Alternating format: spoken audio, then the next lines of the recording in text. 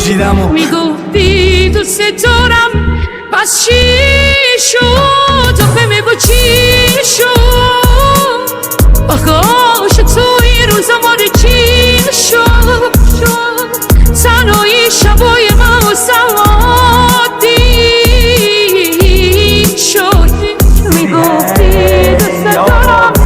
برج بلند تو اوج دیدی هی آباد دیگه مسموم برج بلند تو اوج تباهی بود موجی هرچه بخواهی بود حیف این همه ماهی معصوم که تو رودت مرد تا که سرخ بشه آبی تو نف شعری که کردم پرده پاره گوشای شهرتون آویزون عشق فقط صرفه تو پر حرفی عشق باید بسخه تو خود منفی عشق گرما میخواد تو گوله برفی عشق واسه همسال تو بوده تفریح دروغ بوی افعی عشق واسه تو پول بود که رفتی وگرنه اون یارو سوسول بود یه وقتی آخه بگو چی شد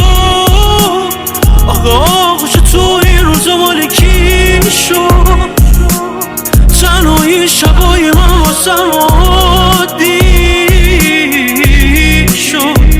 میگفتی دوست دارم بس چی شد عشق اصلا دروغه تو خود راستی واقعی انقدر بعدی چون خودت خواستی فکر میکردم مثل من چه تو خل خاصی فکر نمیکردم واسه اون بنز تو خل واسی عشقی امتحانه که تو توش ردی ما چقدر ساده بودیم که به تو گوش کردیم تا وقتی واسم کم نذارن تا وقتی احتیاج نداشته باشی که به گدایی نمیافتی گدایی عیب هست اما نه به اونی که گدایی میکنه